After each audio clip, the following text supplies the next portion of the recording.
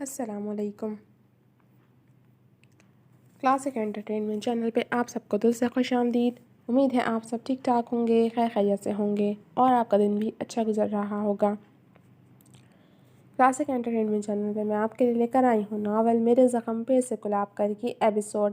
لیکن ناول کے episode start کرنے سے پہلے میری آپ سے ہمیشہ کی طرح ایک ریکویسٹ ہے کہ اگر آپ نے ہمارے چینل کو سبسکرائب نہیں کیا تو جلدی سے سبسکرائب کر کے بیل آئیکن کو پریس کر دیجیے تاکہ ہمارے چینل پہ آنے والے تمام ناولز کی اپڈیٹ آپ تک بر وقت پہنچ سکے اور آپ ان سب سے لطف اندوز ہو سکیں۔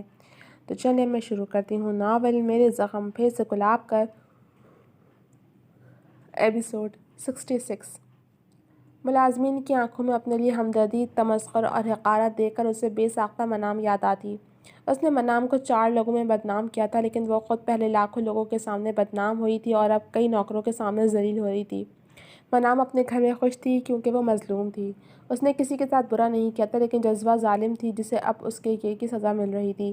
جذبہ کو تو یہی لگنے لگا تھا کہ یہ سب منام کے ساتھ کیے برے عمل کی سزا ہے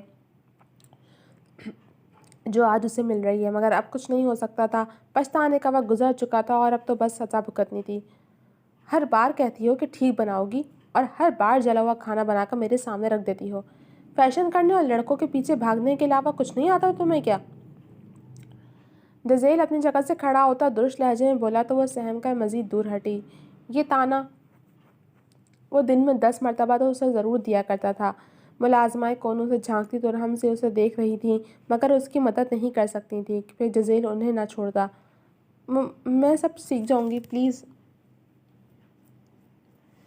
جزیل کو اپنے قریب آتے دیکھ کر اس کی جان ہوا ہوئی تھی۔ تم خود کیسے سیکھو گی میری جان؟ تمہیں بس میں ہی سیدھا کر سکتا ہوں اور آج کے بعد یقیناً تم ہر کام پرفیکٹ کرو گی۔ وہ اس کا ہاتھ تھام کر اسے گھسیٹتا ہوا اپنے کمرے کی طرف بڑھنے لگا تو اس کی جان حلق میں اٹکنے لگی۔ نہیں پلیز، میں اب سے کوئی غلطی نہیں کروں گی، سب کچھ ٹھیک کروں گی۔ جزوہ اس کے ارادوں کی خبر پاتے گڑ گڑا رہی تھی۔ وہ تو تم ویسے بھی نہیں کرو گی، لیکن کیا ہے نا کہ اب مجھے اپنی بھوک مٹانی ہے۔ جزیل اس کے ہونٹوں کو انگوٹھے سے بے دردی سے مسلتے ہوئے بولا تو تکلیف کی شدت سے وہ رو پڑی۔ نہ میری جان، رو مت، میں تو بس تمہیں پیار کروں گا۔ اسے کمرے میں لا کر بہلاتے ہوئے اس نے جزوہ کو بستر پر دھکا دیا تھا جس پر اس کی سانسیں تھمیں۔ اس نے تیزی سے اٹھ کر باہر بھاگنا چاہا، مگر جزیل اس کو قابو میں کرتا ایک دم اس پر حاوی ہوا تھا۔ ابھی جزوہ کی ہر مزاحمت دم توڑتی گئی تھی، لیکن آنسوؤں پر اس کا اختیار نہیں تھا جو بہتے جا رہے تھے اور شاید یہ آنسو ہمیشہ کے لیے اس کی قسمت میں لکھ دیے گئے تھے۔ وہ اس وقت سر ہاتھوں میں گرائے بیٹھا کوریڈور میں بیٹھا تھا۔ ابیلا ایمرجنسی روم میں تھی جہاں اس کا علاج چل رہا تھا۔ جو حقیقت آج اس کے سامنے آئی تھی وہ اس پر اب بھی یقین نہیں کر پا رہا تھا، لیکن لاکھ نظر چرا لے مگر حقیقت کو جھٹلا بھی نہیں سکتا تھا۔ جس لڑکی سے وہ محبت کرتا تھا وہ کوئی اور نہیں ابیلا تھی۔ یہ جان کر اس کی ہستی ہل گئی تھی۔ وہ اس کے اتنے پاس تھی مگر وہ اسے نہ جانے کہاں کہاں ڈھونڈتا رہا تھا، اور نہ صرف ڈھونڈتا رہا تھا بلکہ اس کے سامنے اسی کی محبت کے گن گاتا رہا تھا، مگر اس کے ساتھ ساتھ اسے ابیلا کے ساتھ روا رکھا اپنا رویہ بھی یاد آ رہا تھا۔ ہر وہ تلخ بات، وہ طعنے جو وہ ابیلا کو دیا کرتا تھا۔ اس نے ابیلا کو کم صورت کہا تھا، اسے غریب ہونے کے طعنے دیے تھے اور وہ کیسے چپ چاپ سب سہتی گئی تھی۔ ایک بار بھی تو نہیں بتایا تھا کہ وہ وہی ہے جسے وہ چاہتا ہے۔ احد کو ابیلا سے کہی اپنی ہر کڑوی بات یاد آئی تو وہ اپنی نظروں میں شرمندہ ہو کر رہ گیا۔ ابیلا کے فکر کے ساتھ ساتھ اس کے چہرے پر ندامت کے رنگ بھی چھائے ہوئے تھے۔ اسے یاد تھا وہ نارمل سا اپنی زندگی جی رہا تھا جب اسے معصومہ نام کی لڑکی کی ریکویسٹ آئی تھی۔ وہ اس سے دوستی کرنا چاہتی تھی۔ احد کو بھی کوئی اعتراض نہیں تھا، تبھی اس سے دوستی کر لی۔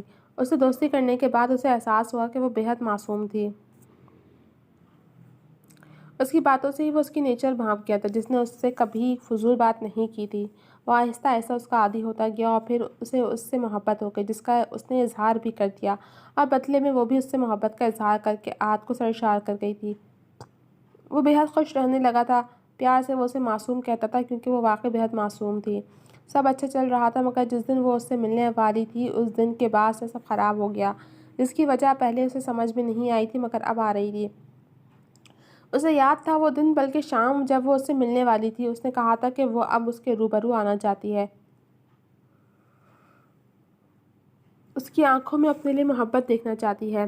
اس دن احد بہت خوش تھا کہ بالآخر وہ اسے اپنے سامنے دیکھ پائے گا۔ وہ نہیں جانتا تھا کہ وہ خوبصورت تھی یا نہیں، مگر اسے اس بات سے فرق بھی نہیں پڑتا تھا، وہ تو اس کی معصومیت پر دل ہارا تھا۔ اس دن شام کو 5 بجے وہ کیفے پہنچ گیا جہاں اس نے احد کو ملنے کے لیے بلایا تھا۔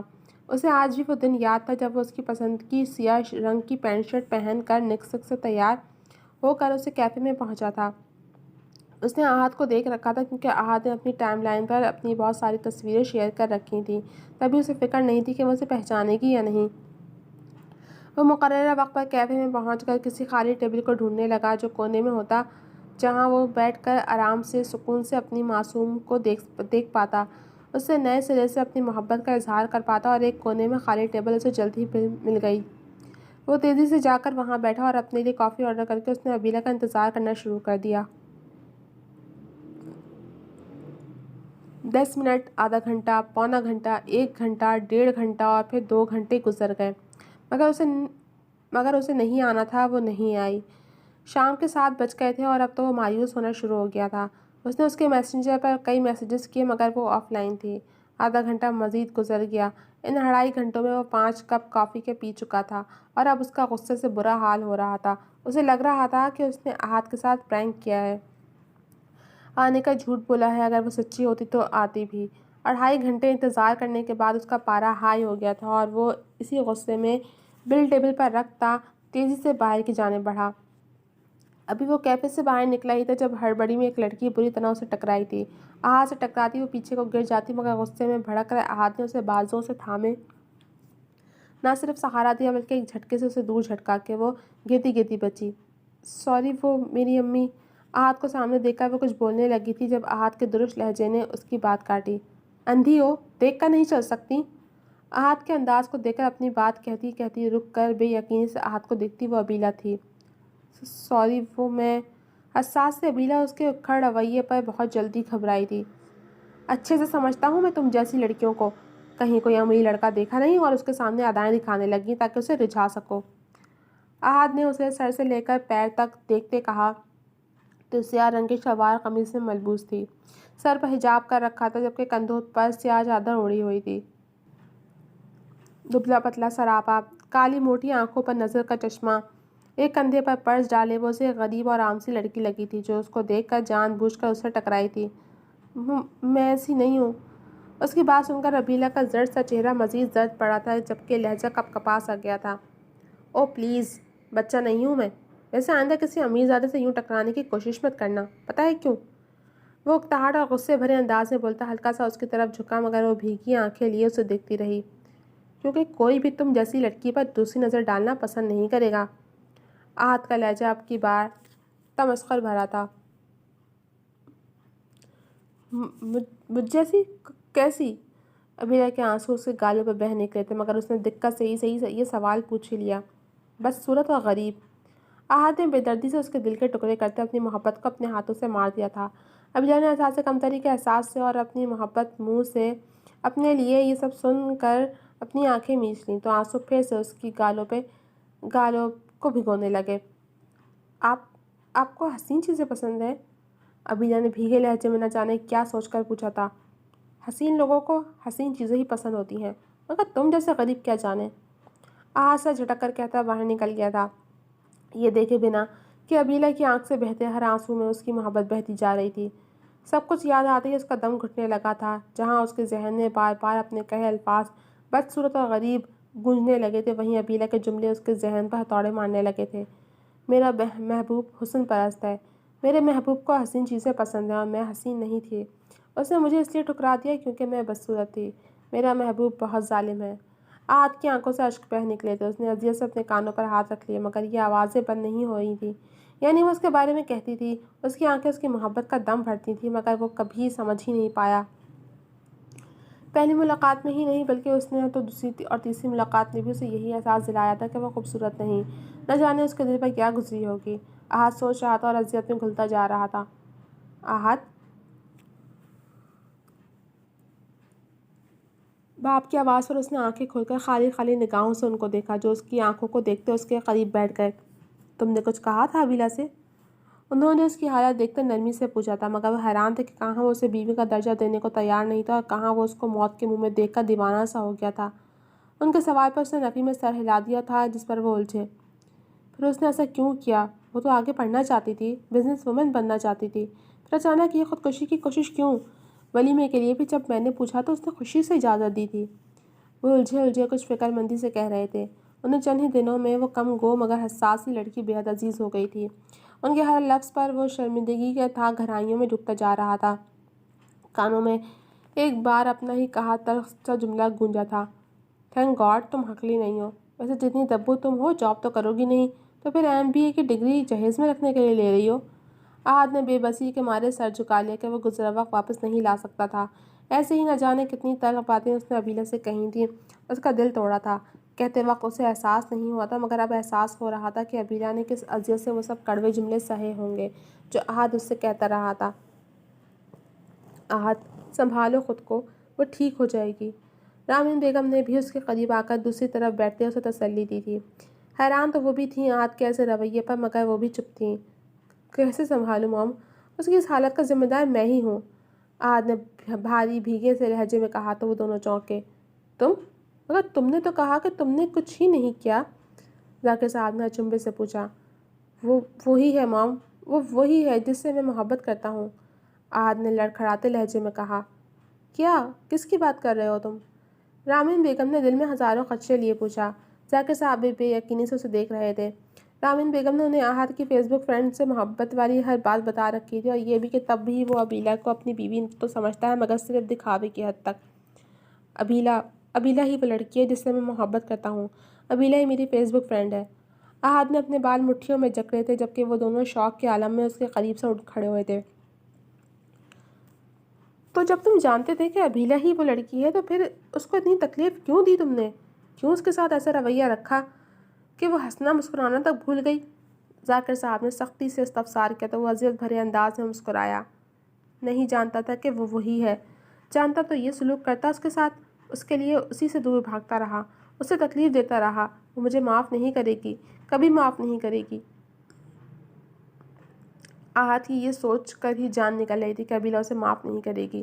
کیسے بھول جاتا وہ کہ اس نے کہا تھا کہ وہ اس سے نفرت کرتی ہے اور اسے کبھی معاف نہیں کرے گی۔ احد کہتا تھا کہ اسے ابیلہ کے ہونے یا نہ ہونے سے کوئی فرق نہیں پڑتا، لیکن اسے ایک بار پھر ابیلہ کا جملہ یاد آیا تھا۔ آپ کو فرق پڑے گا احد، بہت فرق پڑے گا۔ اس دن جب میں سفید کفن میں لپٹی آپ کے سامنے ہوں گی تو آپ کو بہت فرق پڑے گا۔ آپ ناک رگڑ کر بھی اگر مجھے اٹھنے کا کہیں گے تو میں نہیں اٹھوں گی۔ اور اب اسے فرق پڑ رہا تھا، ابیلہ کو اس حال میں دیکھ کر اسے بہت فرق پڑ رہا تھا۔ کتنا خود غرض تھا نا وہ! یہی اگر ابیلہ صرف ابیلہ ہوتی تو اسے سچ میں کوئی فرق نہ پڑتا۔ وہ انسانیت کے ناطے شاید صرف ہمدردی جتاتا مگر اب تو یہ حقیقت اس پر منکشف ہو چکی تھی کہ ابیلہ ہی اس کی معصوم تھی، تبھی تو اسے اتنی تکلیف ہو رہی تھی۔ وہ یہ سوچ کر ہی دہل گیا تھا کہ ابیلہ کو کچھ ہو سکتا ہے۔ وہ یہ اب سوچنا نہیں چاہتا تھا۔ ایک بار ابیلہ ٹھیک ہو جاتی تو وہ اس کے سامنے ناک رگڑ کر معافی مانگنے کو بھی تیار تھا۔ اس کی انا ضد ہر چیز جیسے اس وقت پس منظر میں جا چکی تھی۔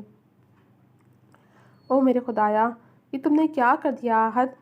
رامین بیگم سب سمجھتے ہی اپنا سر پکڑ کر بیٹھ گئی تھیں کہ صورتحال ان کی سوچ سے بھی زیادہ پیچیدہ ہو چکی تھی۔ تو اس نے تمہیں بتایا کیوں نہیں؟ یہ حقیقت چھپائی کیوں اس نے تم سے؟ ذاکر صاحب کا پوچھنا تھا کہ احد کا سر شرمندگی سے جھک گیا۔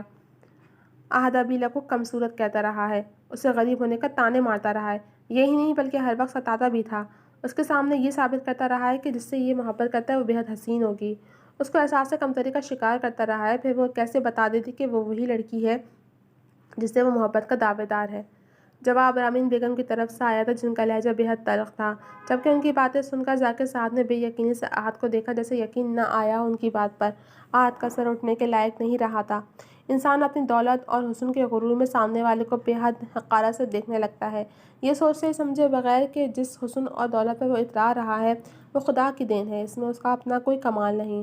جس خدا نے اسے بنایا ہے دوسروں کو بھی اسی خدا نے بنایا ہے، اور خدا کی بنائی ہوئی کوئی بھی چیز بدصورت اور بیکار نہیں ہوتی۔ اگر وہ خدا کی بنائی کسی چیز میں نقص نکالتا ہے تو اس کا مطلب یہ ہے کہ وہ خدا کو غلط قرار دیتا ہے، لیکن یہ بھول جاتا ہے کہ اللہ اس سے یہ سب چھین بھی سکتا ہے۔ انسان اسی غرور میں کبھی کبھی یہ بھی بھول جاتا ہے کہ اس کا قول و فعل اس کے سامنے آ کر کھڑا ہو سکتا ہے، جو اسے دوسروں کے سامنے تو شرمندہ کرے گا ہی لیکن وہ اپنی ہی نظروں میں بھی شرمندہ ہو کر رہ جائے گا۔